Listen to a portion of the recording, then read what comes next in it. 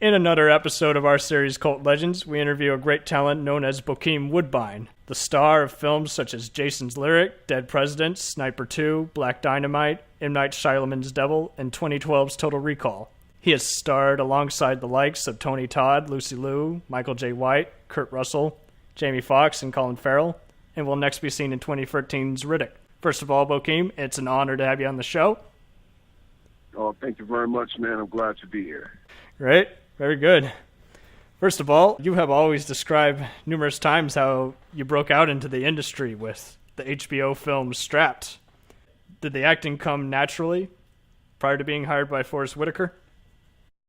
I think Forrest brought whatever acting might have been, in me. He brought it to the surface. That's great. During that first experience of working with him on Strapped. Good. Which mid-90s movie would you say got you more on the Hollywood radar? Would it be the Hughes Brothers' Dead Presidents or the Jerry Bruckheimer blockbuster The Rock? I think it was a good year that year because one came out right before the other, and it kind of served each other. So, So as far as choosing one over the other, I think it was equal. I don't think I could really choose one over the other. I think it was equal, and it was just timely that they happened within a year from each other. Gotcha. And you worked with other talents such as Spike Lee, David Twohy, and Len Wiseman. Do you have one particular filmmaker who sits in your heart as the one who offered the best filming experience you ever had? That's a good question, man. It's a really good question.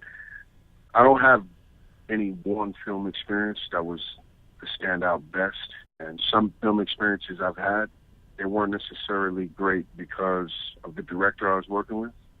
Gotcha. But that having been said, without exception, the film experiences that I've had that have been the most memorable and rewarding and challenging have always come along with great directors. Good. Good. Is there anyone who you just have to work with again? I'd love to work with Forrest again. Great. I'd love to work with the Hughes Brothers again, separately or individually. Yeah, they're all over the place these days. You know what I mean? Yeah. Hell, I'd maybe. love to work with, yeah, go ahead, buddy. What are you going to say? You worked with Jesse Johnson on both The Butcher and The Last Sentinel. I guess he was a great film experience. Jesse Johnson is the man. I can't wait to work with him again. I can't wait to work with Jesse Johnson again. You also worked with Craig R. Baxley on Sniper 2. I'm sure that was intense. Yeah, man, Craig's a great guy, and we had a lot of fun making that picture, man. Now, I don't want to have this be a loaded question, but I always hear mixed reviews about Michael Bay. It seems like he works based on whether the actor is professional or not, and whether or not Michael Bay is just kind of up and down, I hear. I had a great experience working with him, and I definitely felt like he made sure we had a rapport. Gotcha. So my personal experience was awesome. Right. Plus, I mean, it's got to be all gung-ho when you're playing a bunch of mercenaries on Alcatraz Island, We had a lot of fun, man. We had a lot of fun. That was quite a fun experience. That's great. So, yeah, man. You've been on shows such as Saving Grace, The Sopranos, and CSI Miami. Does the TV experience actually make for an easier schedule compared to a movie production, or is it just one and the same to you? Wow. No, that's a very smart question. The TV experience is not an easier schedule necessarily because of the simple fact that you got to get up every morning, and a lot of times, man, if you're a local hire, you got to drive yourself to the set. Yeah. So, that's a drag, man. I'm just trying to let you know right now. Whereas a movie, if you're on location, the van comes and gets you. Gotcha. So that's a scheduling difference right there. that those are two different things completely. Having to drive yourself to the set and getting picked up, that makes for definitive scheduling, contrast, as well as the fact that movies are intense and high-pressure situations for a condensed period of time, whereas a TV show, you have to maintain a certain amount of integrity physically and professionally over a longer period of time. So it's like the difference between sprinting and going all out and feeling like, you're going to die or just trying to pace yourself over a longer stretch of land if you're a runner, I guess. So I don't know if you can compare them, man. They're very different. Does that answer your question a little bit? Oh, yeah. Would you say both TV and film has complemented both your career and your love for acting? Oh, hell yeah, definitely. No question. Because they're completely different genres, and it's two different worlds, man. It really is. They're both great, and you get to learn from both. One is decidedly more sterile in the sense that with TV, it's an 11-hour movie. You know what I mean? They want you to hit your mark and make sure other things are. It's interesting. So it depends on who's directing the episode, but sometimes in TV, things other than the performance necessarily matter to the powers that be. So you're kind of more on your own. Whereas when you're making a movie, if you have a good rapport with the director and your cast and the writer and the cinematographer, the DP, if everybody's in sync, they'll take the time. You can have a side conversation. You can be like, no, you can approach this from another direction, and the time is made because your concern is everybody's concern. TV, no matter if they love you or they hate you or it's all good or not, it's a time thing. It's hit your mark, say your lines, on to the next situation. You know what I mean? Yeah, and one season is basically the equivalent of an 11-hour movie. While a movie, right. you're there for who knows how many months. Exactly, man. Exactly. And, when you're making a TV show, you never lose sight of the fact that the sponsors, it's like the sponsors have their influence, sometimes tonally even, you know what I'm saying? Right. As far as the tone of the piece. They're both great and they're different. So. And it's kind of ironic because you virtually, you filmed a movie and it went straight to the small screen as your first career move. So I guess you kind of did open up the door immediately. It's like, I'll do both. Right? That was a hybrid. Yeah. That was a hybrid, man. Any of your fans or followers, where would you recommend they get their start? I got lucky. I never went to class or, pursued acting per se as a career choice or a passion. I got picked out of, a bunch of people to have an opportunity to do this. So I don't know the real formal route. Gotcha. Hey. But, I know Backstage Magazine on the last, that's how I found out about being an extra on the last couple of pages of Backstage Magazine. I don't know if they still do it that way, but, they have open calls listed, so check out the open calls and just, go for it. All right. That's the best advice I could give. Good. Yeah. You trained in martial arts off screen. How often have you displayed those neat skills on screen? Never. I've never had the opportunity to. Really? Yeah. But you never know. I'm working on some things now that hopefully will change that. I started writing and stuff like that, and I'm hoping that I can influence my career from the pen, as it were, by writing cool stuff. And the first piece that I wrote involves martial arts. So hopefully I'll get a chance soon. Do you ever get a chance to do most or all of your stunts? I'm not a stunt kind of guy, man. I'm gonna be honest with you, man. I'm not into speed, man, or deep water. I don't know. Or you know, like I mean, listen, I say that now, you know, the zeros start adding up, and then all of a sudden you find you have courage you never knew. Yeah. You know what I'm saying?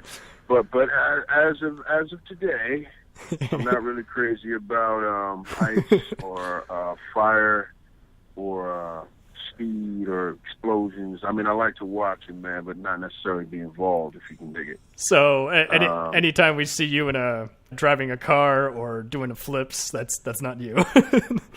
I was thinking kind of tame stunts. Like if you see a scene where if I ever jump off of something, that ain't me, man. You know what I mean? All right. Or, you know, I'll jump into the water, you know what I'm saying? but I'm gonna get out real fast as well. You know what I'm saying? Hey, yeah. But you do all the weapons and everything. I'll shoot the guns, and you know I'll knock out the bad guy. Yeah, there you go. You know, if necessary, I'll woo the lady. You know, it's a stressful job, but somebody's got to do it. Wait, that's a stunt? You know, no stuntman necessary for that. Yeah, there you go. I can do all three of those things. I'll shoot the gun, I'll knock the guy out, and I'll woo the woman. But I'm not. You'll push the button on the keyboard. You know what I'm saying? Yeah, I gotcha. Yeah, but since your love of action and physicality is rather huge, is there anyone who you would love to film an on-screen fight sequence with or a shootout? Against? Wow. Wow. It's a rather loaded question. Oh, I was hoping not for that. Get me in a tough fix. No, you know, I mean, there's a lot of guys I like to work with in action, but I mean, I'm not gonna go name dropping. But you know, there's so many cats who are contemporary, kind of new to the game, and cats that have been doing it for a long time, that are staples of action. I would love to be in films with them, whether it's adversarial or we're on the same side, you know. Gotcha. You worked with Ron Yuan and James Yu and Michael J. White, who I especially admire, more than twice. I guess you could reunite with them someday. I would love to. Those guys, I mean, that's a family thing right there, you know. I'd love to. The thing about those cats is that they can all do it on screen and they can all choreograph as well. So, I mean... And they write. And they write, exactly. The stuff we could come up with would be great. And that's actually a dream of mine, to work with those cats that you just mentioned, but in a larger format. One day it'll happen, yeah. For those listening, Bokeem and Ron Yuan and Michael J. White and Lou, who we all mentioned, have done this very, very cool short film called 6 Bullets, which just concerns a bunch of assassins versus gangsters, and it's quirky as hell. In the opening scene, Bokeem and Ron Yuan have a funny conversation. They play two cleaners who are just debating about who's the hottest woman on the planet. And somehow the person who they have just targeted and killed is a friend of Michael J. White's. But in that opening sequence, I wonder how much of that was improvisation or just natural comedy. It was a combination of both, because Ron, you know, wrote that and directed that piece that you mentioned just now. He was very, very cool, man. His style is one of like, listen, this is the written word, and at the same time, feel free to embellish upon, you know, the theme. And so it was a mixture of both. A lot of that you heard was written, and a lot of it we brought to the table in the moment. So that was a lot of fun. And it shows, because you guys are clearly having fun with it, and the laughs just deliver. It's like, who's hotter, Angelina or the Olsen twins? It's like, what? All right. Funny stuff, man. Funny Oh, stuff, it was great. And the action is really creative in that whole thing.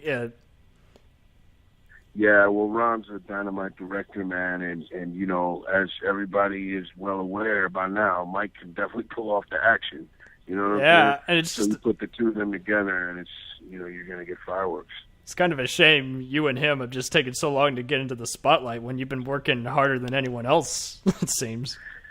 It's a trip, man, but here's the thing. Everything happens when it's supposed to, and it's a blessing to have as much experience under our belt as we do. At least that's how I figure it. It's onward and upward from here, man. Yeah, and plus you're recognized enough to where your movie buffs notice you, but at the same time, you're not going to be just, stalked on the street saying, hey, autographs, inbound. Not yet. And that's good because you get the privacy you need, and at the same time, you still make an impact on cinema. It's a great opportunity to be me, man. I'm very blessed, man. I must say. Right. Going on to the acting method. When it comes down to the actual acting process, which do you personally think is more difficult, getting into character or line memorization? Of course, you influence your lines or whatever, blah blah blah, as it goes on.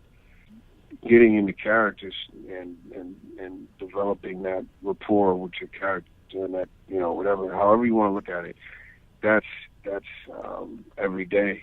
It's not a finite thing.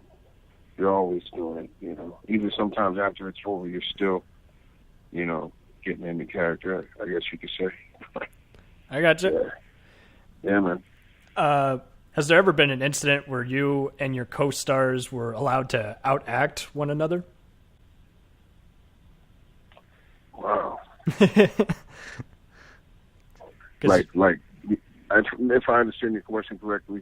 But yeah, just basically just any event where the whole room is just filled with dynamite and you guys are just going to see who's going to explode first. Because I've heard about those kind of competitive situations.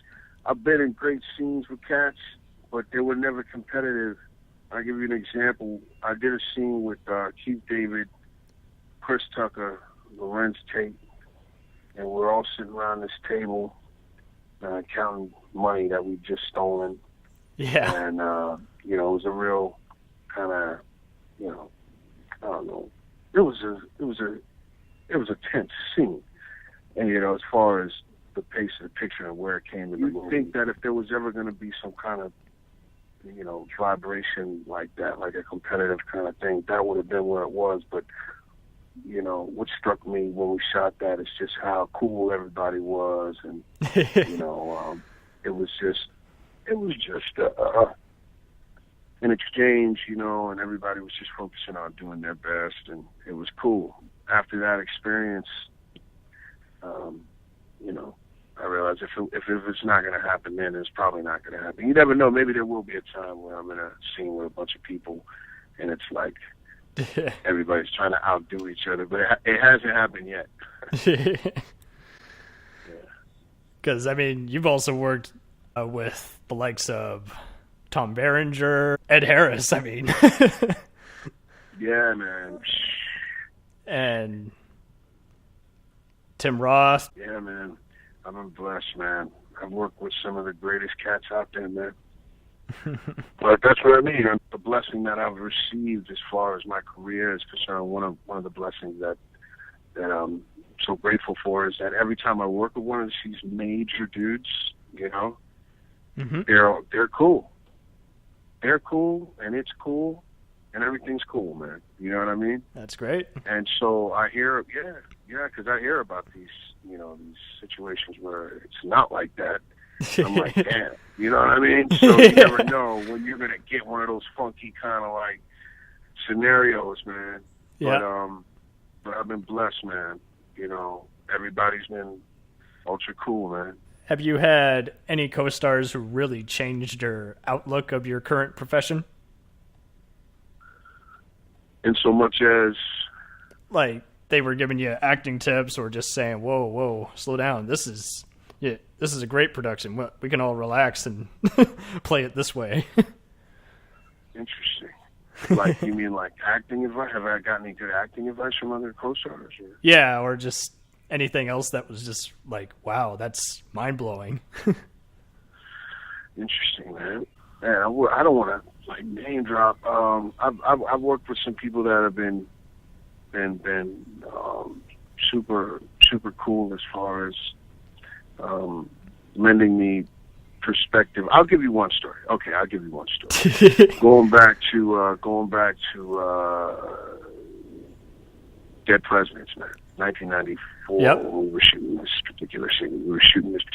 In 1994, and it's the scene I was just talking about with me, Keith, Renz, Chris, everybody in the scene, right? And I stayed up the night before, right?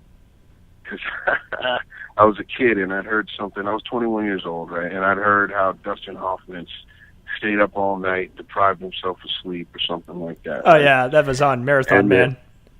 Right. So I only heard half the story, right? So I stayed up all night, right? And deprived myself of sleep. And then I went into set. And, I was talking to Keith because I was starting to fade out. And I was like, man, I'm tired. It's going through this. And I stayed up all night, blah, blah, blah. And he's like, why would you do that? And I told him the thing about Dustin Hoffman and Marathon Man. And he goes, do you know what, I think it was Laurence Olivier. Was it Laurence Olivier? Yes, sir. That was in the scene? Yeah. He said, do you know what Laurence Olivier said to Dustin Hoffman? Dustin Hoffman told him. And I was like, no, what did he say? And he goes, next time try acting. and I was sitting there like dumbfounded. Like, yeah. It hit me like a thunderbolt, right? Yeah. And he was like, what if you hadn't, he goes, what if you hadn't, what if they didn't do your close-up first? Because luckily they did my close-up, all my close-ups first. Because I told the Hughes Brothers, and I guess they figured, we better shoot his close-ups first, And I was like, wow, it really makes sense. So I guess that would be a moment where, you'd learn the hard way. One of the actors I admire the most, you know what I'm saying, Keith David, gave me some good advice. And I never did that again on purpose. I never stayed up all night before the set on purpose again. And it just shows if you're not told the full size of the story is like, wow, damn you guys for misleading me. Well, when you're young, you hear what you want to hear. You hear the first part. Dustin Hoffman stayed up all night. Oh, Dustin Hoffman stayed up. All right, bye. Gotta go. I'm gonna go stay up all night. And you don't hear. Want to be as awesome as him? Oh, he got lucky. Right. You don't hear the second half, man. It's funny. Plus it worked for that type of movie. He's playing a guy running around in the middle of the night, being stalked by a Nazi war criminal, and it's like you don't have to act. Exactly. I was hoping to utilize that same vibration in a completely different context, and luckily, they pulled my close-up stuff first. That's good. Yeah. You've talked about, I should have asked this earlier, that you based some of your acting methods off of, like, you really dug their persona, and you're like, they totally fit this character I'm playing. Well, I love James Cagney, man. Oh, wow. That's a big legend. Yeah, that cat is, I'm still trying to understand him, man. Sometimes I like to think maybe he's influenced me in a few moments here and there. Yeah. But I'm still, I think I'll be studying that dude forever, man. And then you got guys like Forrest Whitaker.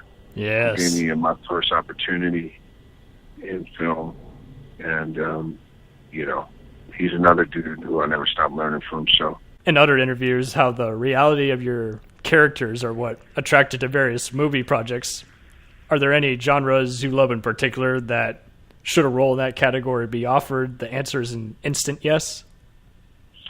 Yes, westerns and sci-fis, man. Westerns and sci-fis, which is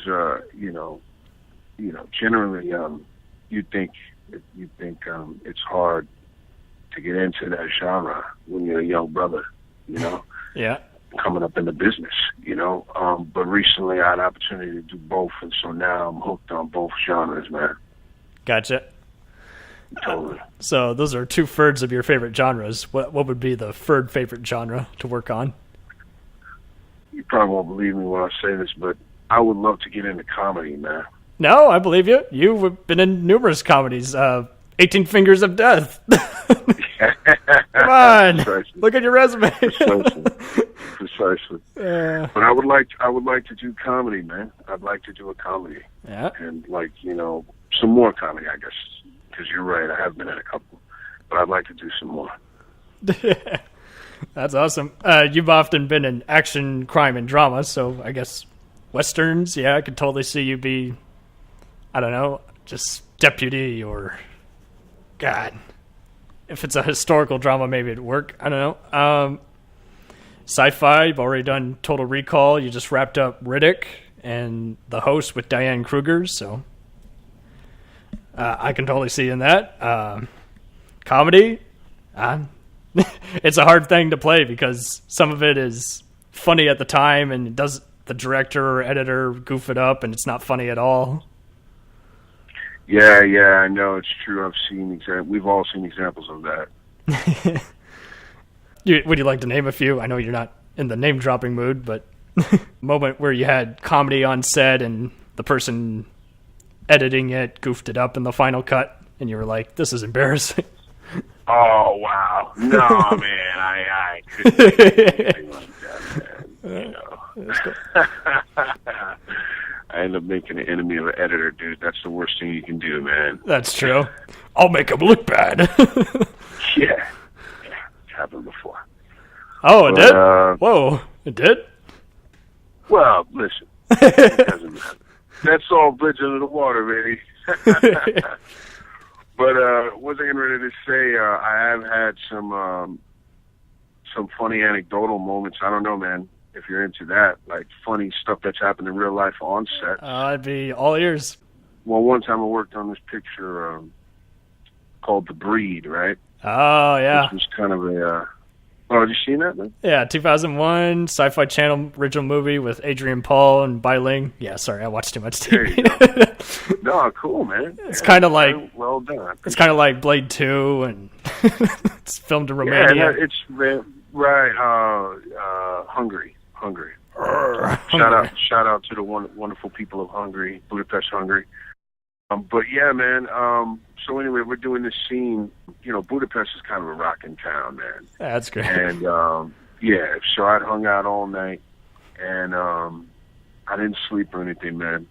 And we got to the set, and I have like this, natural response to the word action. Like when I hear action, a director say action. Gotcha. I'm just, keyed into that word, right? So anyway, I'm falling asleep, right? Oh. And Adrian, right? Me and Adrian, we're doing the scene. We're in the car, right? And I'm literally falling asleep, right? And so I fall asleep. I'm out, right? And then the director goes, action. And I wake up.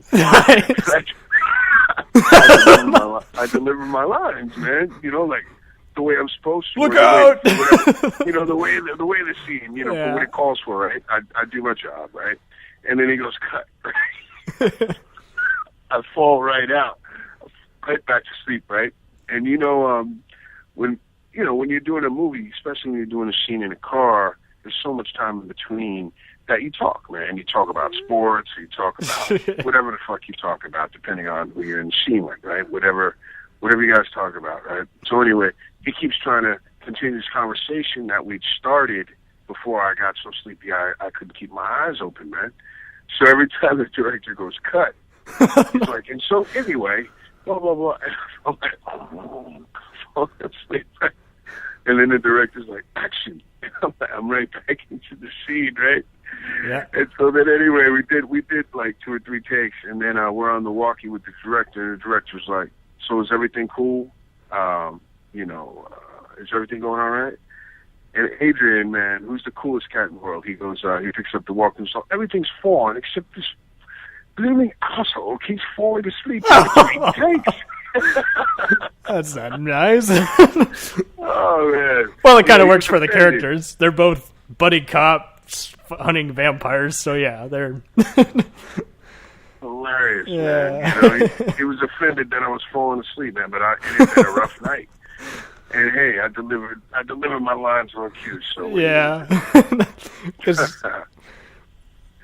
How was it like working with Bai Ling? Because she's kind of zany, but at the same time just really nice. But you never know what to expect from her. She's great, man. She's great. She her process is, you can really learn a lot, man. She's a really good actress. People Don't give her the credit she deserves. She's a dynamite actress, and so much fun to be on set with, because she has a great kind of upbeat energy. You know what I mean? She's always in a good mood, and always has like a kind of a funny joke, and you know, she's a lot of fun to work with. I guess she just has a bad agent, because she's always getting just so many good roles in just bad movies, and it's like, but she's full of energy. And they just have her play like, I don't know, like a Chinese servant or a prostitute or just medic. It's like, come on, she needs something more than that. You know what? She's not down for the count, man. She's not down for the count. This business has a funny way of giving people who deserve a chance to shine that chance sometimes when you least expect it. And I really think her talent and her, you know, her dedication to whatever scene she's in or whatever, because I've seen her. She's really, really focused. I think it'll pay off. I hope it'll pay off, you know? Yeah. Yeah, man. Yeah, she's awesome. Well, hell, we just got onto physical involving roles and other truly underrated actors. You've also worked with Katee Sackhoff of Battlestar Galactica, Don the Dragon Wilson, and hell, even David Caruso on CSI Miami. So I'm sure. Is there anyone else that just has not seen the light of day where they're just getting the role that they've worked hard for, you think? There's a lot of cats out there that, you know, should be further along than there are, man. You know, but that's the thing, you know. I feel like things are turning around. I'm an optimist, and I'm starting to see cats that have been grinding for way longer than they should have. Right. Given their gifts, right? I'm starting to see them in mainstream stuff, you know, and I'm like, wow. Finally, these cats will recognize that this dude is, you know, or this gal is, you know, somebody that people want to see. You know what I mean? Yep. So I'm starting to see that happen more, man. It's really, it's exciting, dude. It's an exciting time, man. Yeah. Your buddy Ron Juan is now getting roles that he wants because, you know what I mean? He had to learn the hard way. This is on his website, by the way, for those listening, but that he was like, I don't want to be the next Jackie Chan. I don't want to be the next Jet Li. Just because I'm Chinese American doesn't mean, you know, I have to have just the kung fu fighting roles. I want to play a minister. I want to play a teacher. So he wiped that off his resume and just showed what movies he had done. So then he went from being a henchman with no lines to a henchman who, you know, actually beats someone up. And then to, you know, playing detectives. And hell, he was on this episode of the short-lived Fox series Touch, where he played a petty thief getting something for his daughter's birthday. It's like, that's cool.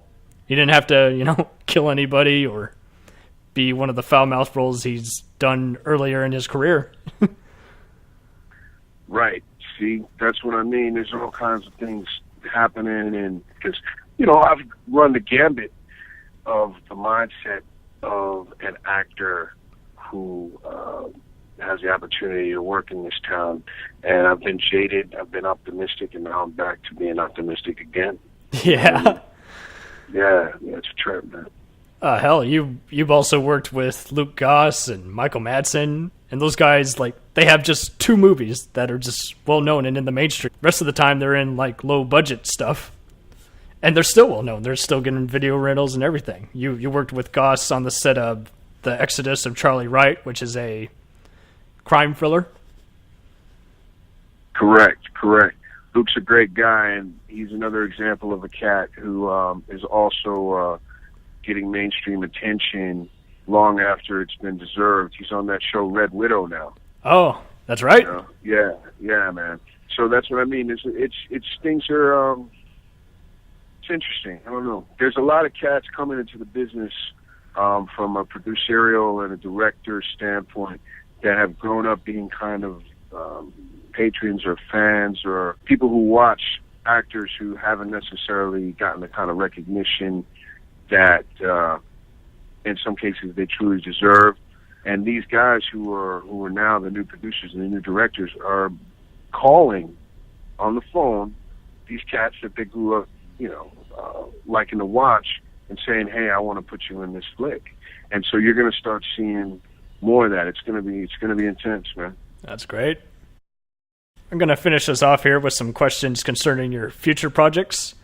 You once guest starred on the short-lived Spike TV series Blade the Series. Now that Marvel's considering rebooting just about every other comic book franchise that they've done, would you love to step into the shoes of the Daywalker Slayer that Wesley Snipes helped make famous?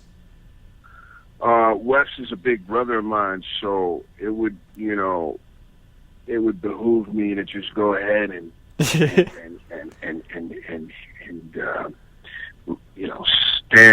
How can I say, stand to the side, like sidestep that. You know what I mean? Because that's his thing. He nobody could do it as good as him, as far as I'm concerned. I'm interested in the Black Panther. Oh, that's what I'm interested in. There you go. Maybe Luke Cage. That opportunity, I think Mike White should be Luke Cage. That's my personal opinion. He's perfect to play Luke Cage. I want to play the Black Panther. That's what I want. There you go. And yeah. You know what I mean? Hell, yeah. Samuel L. Jackson. Only he could have made Nick Fury likable, because in the comics he's kind of a dick. I'm not gonna lie. And there he's just he's tough, but you understand why, because he remodeled the comics and he remodeled the movie when he was cast. Is that's awesome. Yeah, man, he's a way better Nick Fury than the way they had him written in the comics. I know, he was just always a prick saying, "Hey, get this done. Oh, I know you're right, but I'm more right." Yeah, he had a bunch of bumper sticker quotes, and he never died, even though he should have been dead a long time ago. I know. He had no superpowers. He's just annoying. I know, and he's for those comic book fans out there, he was always supporting the Punisher. He was best pals with him, but then he's "Oh, I'm gonna have to arrest you." It's douchebag, come on. You can never trust him. I know. Fury. He'd give you all the weapons, give you every kind of piece of intelligence, every type of special tech that you could want, and then turn on you. Yeah, I don't mean to be foul, but he was just kissing ass. I'm sorry. Yeah, man. Nick Fury was definitely an ass. But they had to get Sam to come give him some class, and now you like him. But see, people who aren't hip to the comics, they think Nick Fury's cool. I know. You know what I'm saying? Oh, Nick Fury's cool. So now he is. Sam's playing him. But before that, he wasn't cool, man. Yeah, he was wearing gigantic boots. The eye patch just looked more like he was a guy who wasn't aware that Halloween was over. He had no style, man. He had no style. What other favorite comic books are there out there of yours? I'd love to see them do Power Man and Iron Fist. There's a comic that's very little known, but I think it would make a great flick. I don't know if people remember Rom. Rom? Yeah, it's called Rom. Probably. Rom. Don't remember that. But I think that would make a good comic. And also a Frank Miller comic that I think would be great as a movie. I doubt it'll ever happen, but it'd be amazing if they made Ronin. Yeah, I could only see them doing that. Since samurai and ninja movies, yeah, they always sell decently. I think they would have definitely given him a bigger chance had he not done The Spirit. So, I don't know. Yeah, these things happen. The Spirit was still a great comic. I for whatever reason, it didn't translate in the way that I had hoped. As a fan of the comic, because I think the comic was great. Is there any popular franchise that you would love to be a part of in the future, such as Mortal Kombat, Justice League, Avengers, or Star Wars? Oh, there you go. Hell, you've been in so many Men on a Mission movies. Would you be up for the Expendables? Of course. Who wouldn't want to be a part of that? That would be incredible. I don't know. Exciting. They kind of took I would love to. On the last one, I would love to. They did take it a bit too seriously. But, I mean, hell, the third one, they got... Yeah, but the fun quotient, man, just as a human being, man. Yeah. The amount of fun you have as an actor when you do action, to be in a picture like that, just as not even thinking about your career or, the money you make, or the role, or even the role. Just thinking about how much fun you have. Yeah, that's great. Unlimited rounds, man. I've worked on so many pictures where it's just like, they don't have enough blanks, man. It's nothing like working on a picture where that's not even an issue, Yeah. It's like, you have as many rounds as you want, so, yeah. And you're about as fit as Terry Crews, and you got the kung fu fighting, so I'm sure you'd whoop his ass in a fight. Terry's a great guy, man. He is. He's a very funny never man. fight. Oh, I don't know. Is there anyone you'd like to fight in any of these movies? Just have a cool lightsaber or martial arts fight? You know what? I just, when that happens, I just want to be surprised. There's nobody that I can think of off the top of my head that I would say, oh, I would love to be in a scene fighting this guy or that guy. But I just can't wait for it all to happen, man. I'm really excited about the prospect of doing some action, man. Gotcha. I just brought it up because there's just so many people who just love to play off one another and just say, "Oh, you have to look angry," or "I'm your enemy," or just just get the whole just essence of acting in every scene and just, like you say, go on a roll with it, but also just love coming to work every day, love just being all together in the same scene. Yeah, when the formula is right, man, there's nothing like it. When all the components are in place and there's synergy, man, and then, it's crazy, man. It's so much fun, dude. Yeah, it's a challenge, but it's fun. You're part of you have a band called 13 Purple Dragons. Are they coming out with any new music? I'm actually in the midst of traveling to Canada to talk to some people who might be interested in taking it to the next step. Nice. Taking it to the next level with the band, as far as, things that will get us out there to the mainstream public, like making a record, man. Like doing an album, dude. Yeah? Yeah, man, it's exciting. So that's happening in the next couple of weeks, man. So wish me luck with that. I will. I'm trying to get it out there, man. I'm trying to get out there into the mainstream and get the people talking about it, Yeah, it's kind of similar to... There's another talent you should work with, Eric Balfour, who stars on TV's Haven. Yeah, man. Muay Thai, man. Jiu-Jitsu, Muay Thai, yeah. His Born of Ghost was around for a bit and then kind of vanished. Not sure what, but...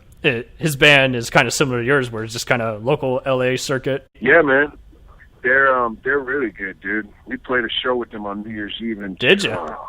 2000 something, man. I can't even remember. That was a lot of fun, man. Really cool bunch of cats. Eric's a groovy cat. Good. Yeah, you never know. Maybe he'll do it again, man. If you have it in you at that time and want to take a break and then come back, hit it harder. Yeah, music and golf, man. You can do them forever, man. There you go. Yeah, man. How often do you do golf? Oh, I don't golf, man. But, I see these old cats. I see these old cats out there golfing, man. And so... It varies, but it's pretty relaxing at times. These cats, man, they make money doing it, too. Yeah, they do all the charity funds. Yeah, it's great. Dude, man, they're out there raking in the dough. And just... that's what they do, man. In their 70s and 80s, dude. Still paying the bills, playing golf, dude. That's great. Yeah, no, that's awesome, man. Is there any other current projects that you just love to promote? I got something playing at the Cannes Film Festival called 513. Oh. Which is pretty cool. What's it about? So it's kind of hard to describe, man. Experimental. It's a multi-genre. Oh, I love those. Type of flick, man. I couldn't even begin to describe it, man. But it's really, really cool, and it's this French director who came over to the States and just got a group of cats together and said, "Listen, we're going to make the film, and what I'm going to do is I'm going to give you the premise to the scene before we shoot it, and then we'll just shoot the scene without a whole lot of prep, and this, that, and the other. And then him knowing the overall blueprint, he set it up just right, man. Like, you know, we get just enough detail before they start rolling.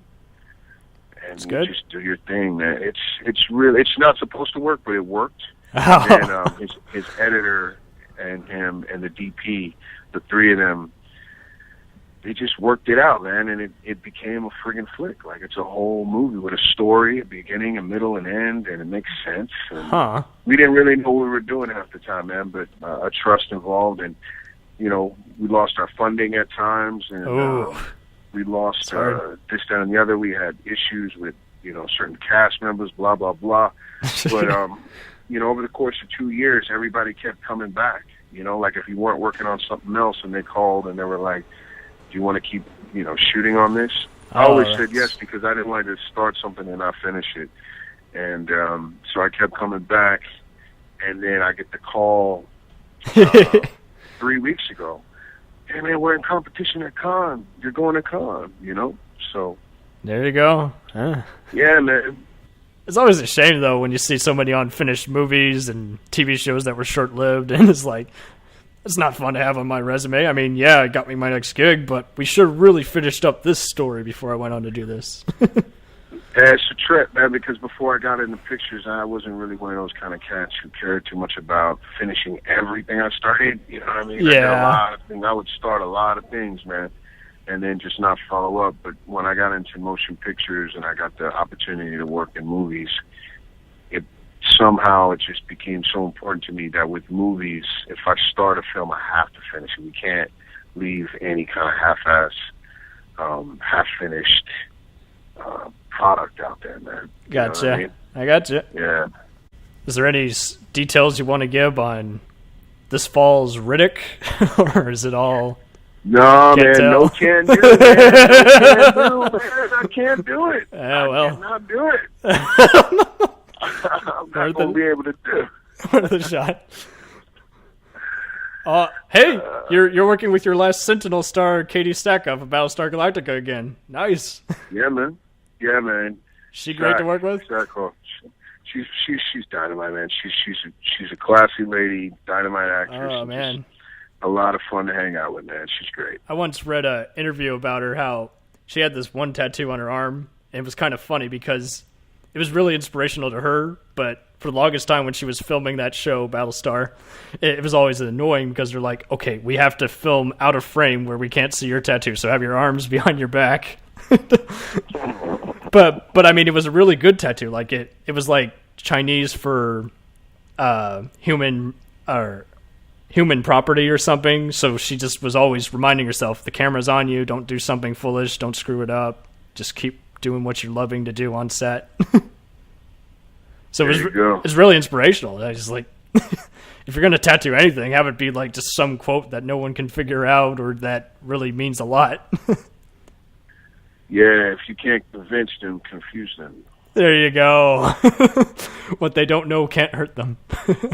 Right, dig it. There you go. So yeah, man. Well, Dig, man, I got to get ready to hit up the gym. Are we cool? Yeah, we got an hour's worth in. This has been a dream come true, talking to one of our icons, the big and small screen, Bokeem Woodbine, everybody. This concludes the second episode of Cult Legends. Thank you for being on here. Outstanding. Thanks a lot, man.